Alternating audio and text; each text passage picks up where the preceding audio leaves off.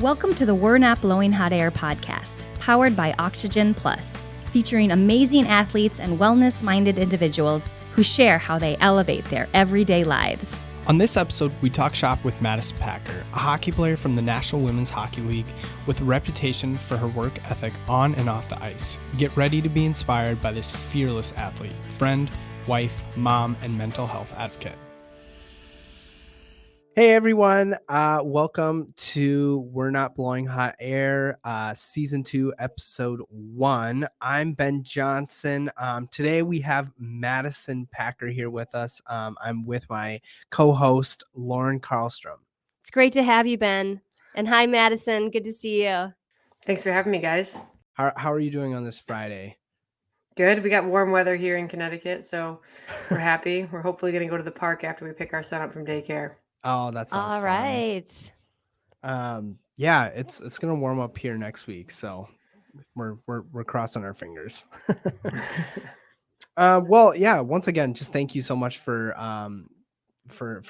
joining us. Lauren and I are super excited to get to know you a little bit more and to have you on this podcast. So, thank you. Yeah, let's do this thing. Yeah, let's go. All right. So, kind of first question. How do you O plus?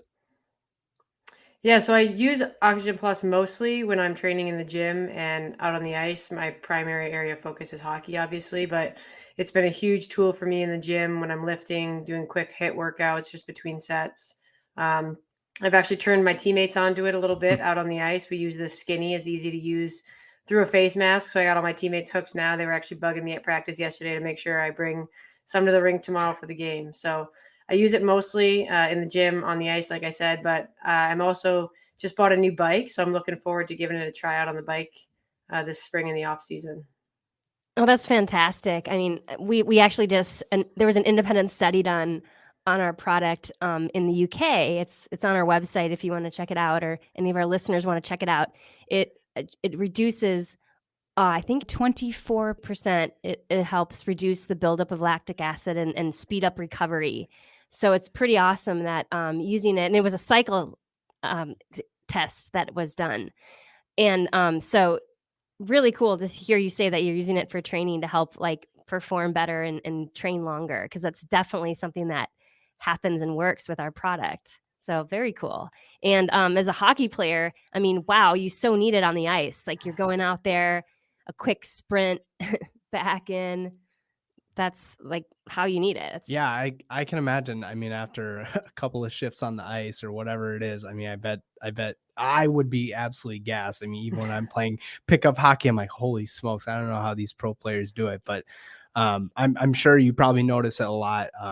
Maybe mid game when you're can go to the bench and just get a quick energy recovery on that. Yeah, it's hugely beneficial between shifts, or like if you've been out on the ice for a shift and then we got a power play or something coming up and the coach wants to send the same people back out. It's hugely beneficial. You touched on the lactic acid. Like that's something that we focus on always in recovery, obviously with hockey being such a leg heavy sport. So it's been great for me. I'm happy to have partnered with you guys. And like I said, I got some of my teammates a little jealous. I've been having to share my tanks at the rink. So well, that's kind of you to share. You gotta help your teammates out, though. Right. yeah. Yeah, for sure. Well, share more about who you are, Madison, where you play, what you do, and you already said you're in Connecticut, but I want to know where you're from as well. Yeah, so I'm you guys are in Minnesota. I'm a Midwesterner too, from just outside Detroit. I was born and raised. Grew up playing hockey in the Detroit area. I'm one of 4 kids, so I'm sandwiched between 2 brothers. So I always had to do what they were doing, and I got involved in hockey at a young age. Knew from that age that I wanted to play hockey in some form growing up. Slowly that picture became more clear. I ended up going to the University of Wisconsin to play for 4 years. Won a national championship there. And then when I was about to graduate, there wasn't a pro league yet. And the timing all kind of fell into place perfectly. So I started playing in the NWHL, which is now the PHF, the Premier Hockey Federation, going on our 7th season. So I'm a professional hockey player. And can you just say, what does the acronym stand for? Can you share that? Premier Hockey Federation. And we were the NWHL, the National Women's Hockey League. Okay. Got it. So I am, the teams are mostly located on the East Coast. There's one team in Minnesota. We just put a team in Toronto in the off season. They're adding a team in Montreal and one other mystery market that we don't know about yet. So that's kind of how I ended up out in Connecticut. Was I signed with the New York team and ended up liking it out here.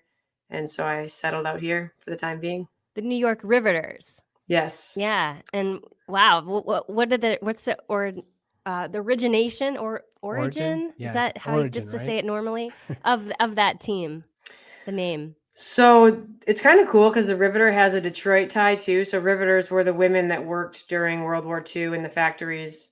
And so there's a connection there to Brooklyn. There's a strong connection to Detroit where a lot of those women worked in the automotive industry during World War II, which is kind of cool for me being from Detroit. We have a pretty iconic mascot, that banner with the woman flexing her arm saying, "You can do it." Rosie the Riveter is our team mascot. So we started as the New York Riveters and then we kind of spread out into New Jersey. So we are now the Metropolitan Riveters.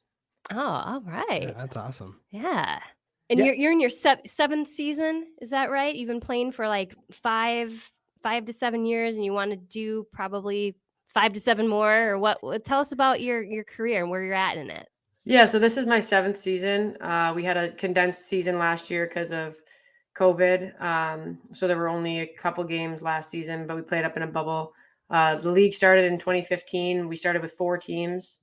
We've slowly expanded every year. So hopefully next season we'll have 8 teams. And yeah, this is we have playoffs starting next week. This is my 7th season. And like you said, I'm hoping to play for, we'll see. I say 5 to 7, 3 to 5, 1 year at a time, kind of changes. So next year is the first year that they can offer multi-year contracts. And I think they can offer 2-year contracts.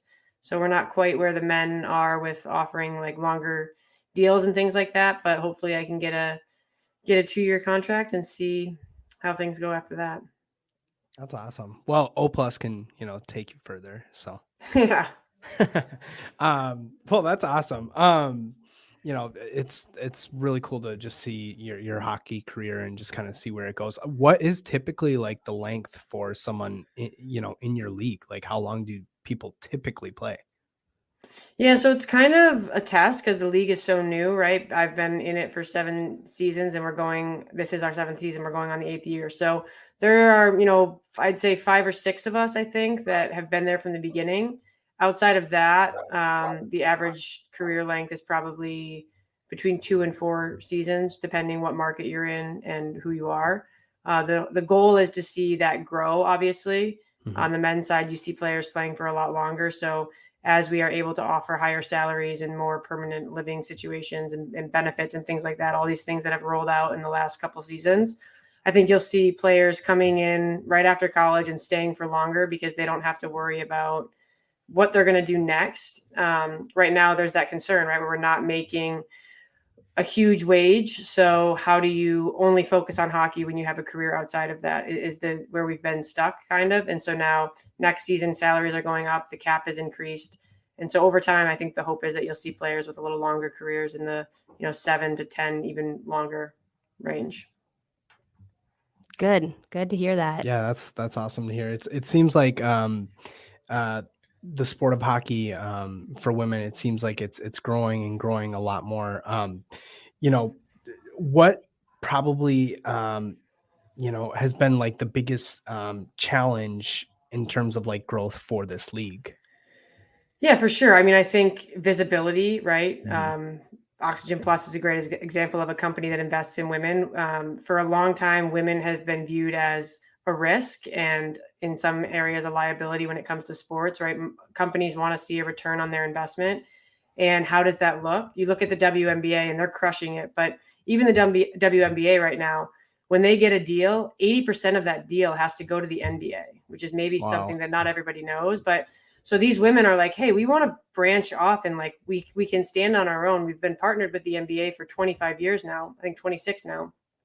What more do we need to do to prove that we can make it? I mean, I've been to those games. They sell out buildings. They've got their faces are all over billboards in big towns. And so we're lucky in hockey that we've had so many powerful women before us in other avenues. If you look at the U.S. national soccer team on the women's side, even the National Women's Soccer League, the WNBA, we have a lot of women who have worked really, really hard for decades to try and create change. And it's finally coming to fruition for them. And while we on the hockey side have worked really hard as well, we're just a baby in comparison. I mean, we're on our 7th season and we've already more than tripled our salary cap in 7 years. That just is unheard of in sports.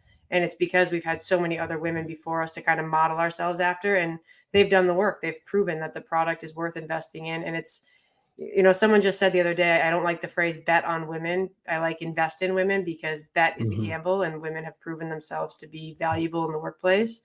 And I think that's so true. So we just have to keep plugging away, and you're going to get 100 no's before you get a yes, but that's kind of how it's always been. And hopefully the next generation has it a little bit easier, and just keep working for more. Well done. I mean, I know it takes a lot of work. So congrats to you and everyone that you've been working with and leading that change and that effort. Yeah, I mean, all that success. What do you think is the single most important action you took to elevate your life to reach your current level of success? Yeah, I think for me it was I was stopped being afraid to fail. And in that, like, when I was a kid, I knew I wanted to play hockey and I had everything laid out for me. And I didn't really have, I mean, I had choices here and there, but it was, you go to practice, you come home, you have a game, you go to bed, you get up, you do the same thing. And I was on a very clear path to play in college. I wanted to be an Olympian. I had all the tools. All I had to do was show up. And then you fast forward to the end of my college career, and I'm thinking about, okay, I need to get a job. Well, there are billions of jobs in the world. Like, which one do I pick? Where do I move? Do I go home with mom and dad where it's safe and like I know I have something to fall back on? And so that's what I did, because I didn't have anywhere else to go. And then the league came about, and I remember laying in bed thinking to myself, like, is this a good idea? What if I fail? And I didn't know what failure looked like, because I hadn't really taken much risk in my life to that point. I knew exactly what I wanted to do. And the more I thought about it, the more I was like, worst case scenario, I fail and I end up back at home living with my mom and dad working at Lululemon. Best case scenario, I'm part of this thing that totally takes off and like I live my dream. Or I go for a year and it doesn't work out. And then what? But what was like the scariest to me was not making that change at all and thinking in 15 years, wow, I could have been a part of this huge thing.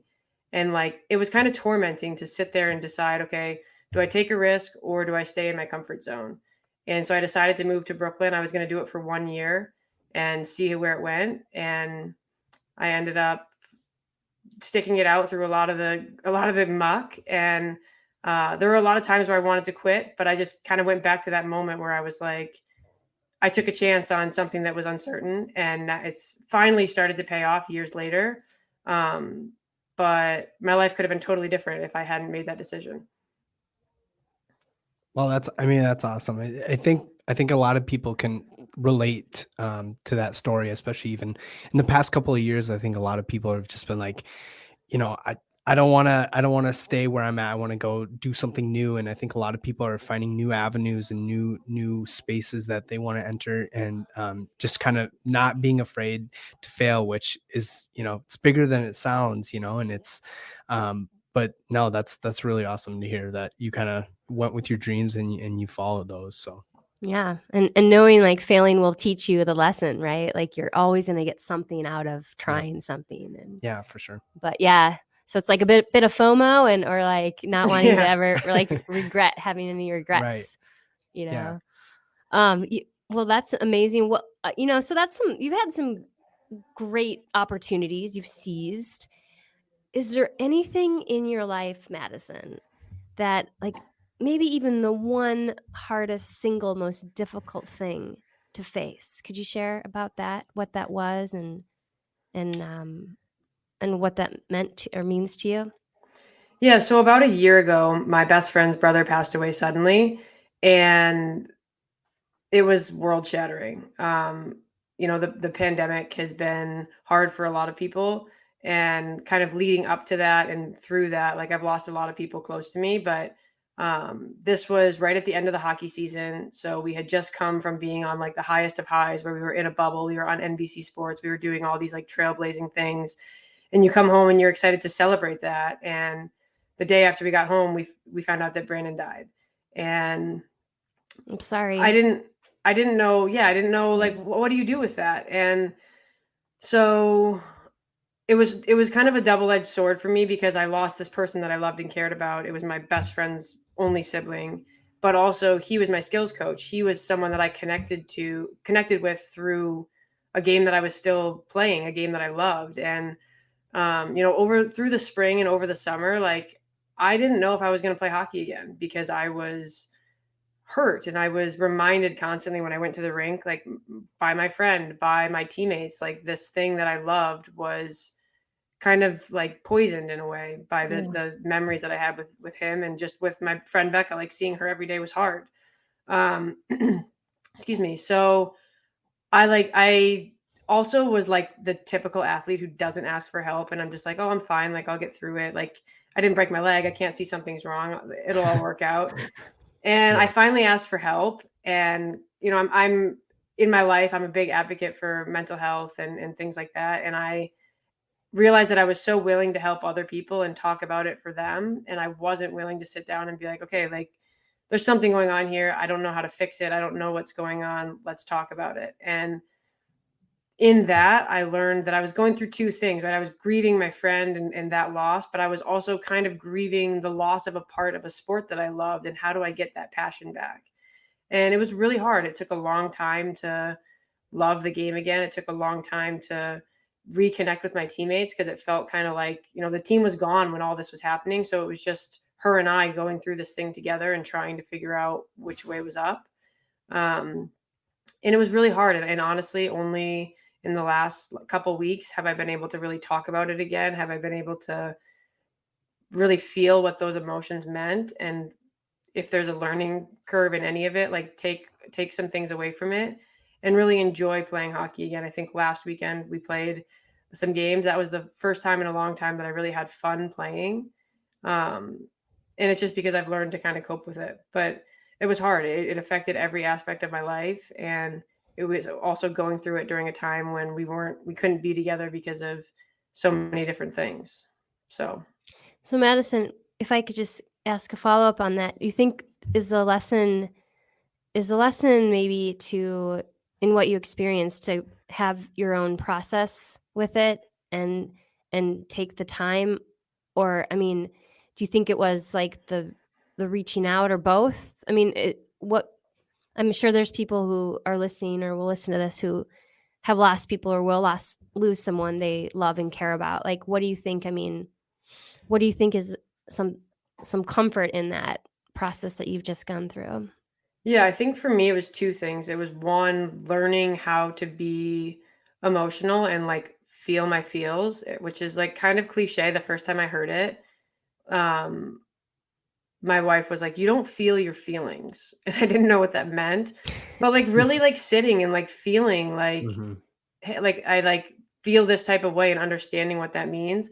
But then also being comfortable being selfish, which, when everything happened, I jumped in my car, I drove to New York, and I never looked back. And I had a wife with a 4-month-old in Connecticut, and I went to Brooklyn for like 10 days and just, or to Manhattan for like 10 days and just went into overdrive. And I wouldn't have, looking back, I wouldn't have done it any differently, but I never stopped to consider what that would do to me and how that would impact me. And I was afraid of being selfish. I was afraid of not being there for my friend and having her go through these things alone.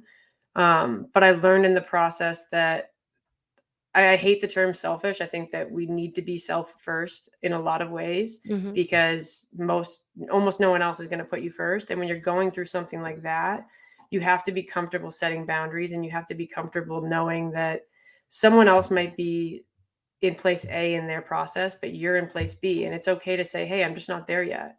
And that's not being selfish. That's putting you in a position to continue to be supportive to the other person that's going through it with you, but recognizing that you have boundaries and you need to respect that because that's a part of your process. Yeah. Wow. Has it made you a better teammate, do you think? Kind of knowing how to be more, I guess, aware of where maybe different players are at on the ice as well? Yeah, I think it's made me a more empathetic person, like in general, just recognizing that there were a lot of days where I just had horrible days, even just like out of the blue. I just was sad and was just like, ugh, like didn't feel like myself, but I was going about my normal life.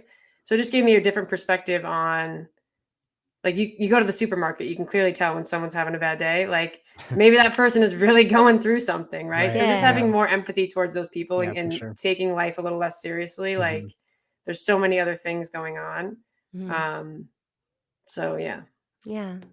Yeah, no, I think that's great. I think, that probably makes you a better, obviously, you're captain, right? Of the Riveters. So I think as a captain, being able to look out for your other teammates, being able to understand that like not every game or every practice, like, everyone's going through all these different things. And so being able to, be there for your teammates, but then, also understand like, hey, everyone goes through things differently but you're always going to be there to support them, I think is probably, just one of the greatest things that you can do for people. Absolutely. Yeah. So, if going off that, if you had to choose one person in your life who's impacted you the most, who would it be and why? Yeah, these are kind of topics are kind of related. Mine would be my mom. My Awesome. mom is incredible. She had me when she was about 20, so at a young age, at least then, that's a pretty young mom, even still. And she had 4 kids under 4 by the time she was 22. So my mom was in school and she found out she was having me. She left college and she became a mom as her job. And my mom always gives herself a hard time because she's like, I never had a career. And I'm like, you raised 4 pretty successful kids. And like, we all Right. turned out half okay. And That's a full-time job. we're all like exactly 12 months apart. So you had your handful. Oh my gosh. Um, Yeah.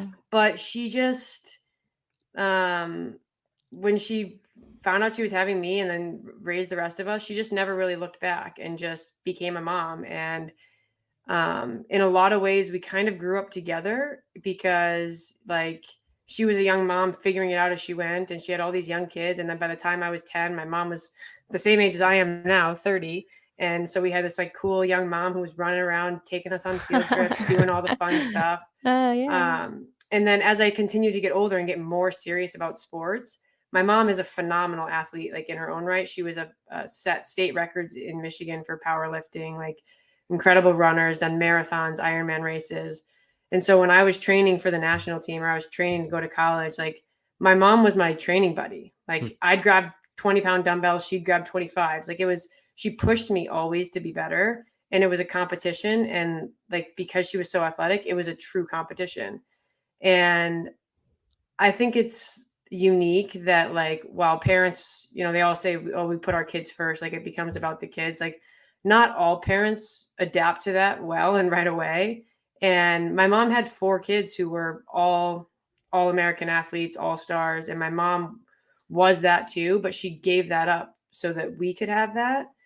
Um and I think that probably had to be hard at times, like when she looked back at what she could have had and what that could have looked like for her. But seeing her kids live in this spotlight, and without my mom, I never would have gotten to where I did because my mom, I mean, truly, she took me to the Olympics so I could see what it was like. She drove on 15-hour bus rides with me when I was the only girl on an all boys team and sat on the bus when all the other parents flew. Like she just did things that other parents didn't. And it was always because she gave just as much as I did in the pursuit of my dream. And there was nothing in it for her except for she wanted me to achieve something that she didn't. And I just hope that, when my kids are at that point, that I can be even a small like mirror of what my mom was for me, because she truly is one of the biggest reasons why I ended up being able to chase my dream and have the career that I've had. Fantastic. What's her name? First name? Laura Packer. All right, Laura. She's all over my Instagram. All right. Okay. Yeah, I didn't know. Like maybe that shouldn't have said that. But all right, Laura. Well, thank you, Laura, for being a great mom. I mean, anything about family, Ben, you want to share about No, I mean, I think parents are, such a important, piece to our lives, and obviously everyone's story is different, but personally speaking, for me, like my parents were always like my biggest cheerleaders. Whenever I was, playing baseball or soccer, even like my grandparents, like when I was playing baseball as a high schooler and stuff, like my grandpa went to every single baseball game. It didn't matter if it was 30 degrees, windy, cold, and he was always out there. And I think, just like you, how your mom like made such an impact, like I'll never forget that about my grandpa. Like I will never forget those moments, because um it just like it's inspiring. I always look at other, parents that were there, and just how much they supported their kids, and were there for their kids. And I think it just makes such an impact as an athlete to see that support, because especially like when you're on the big stage, like I think a lot of athletes, they look at like where they came from and who supported them. And it all started, at a young age, your mom, like helping you, supporting you, doing training drills to make sure like you were the best athlete. So, shout out to all the parents out there and Yeah. grandparents who are Mhm. just rock stars, and helping their kids, because it makes a huge, huge difference. So, Yeah. We thank you all yeah. for sure. Yeah. Okay. Well, so Madison, I have one more question. If you could change one thing in our world, what would it be and why? I've kind of already answered this one in my last answer, but I think the empathy we show towards one another. I think that the last couple of years, the world has looked very different, and it's been really, really hard.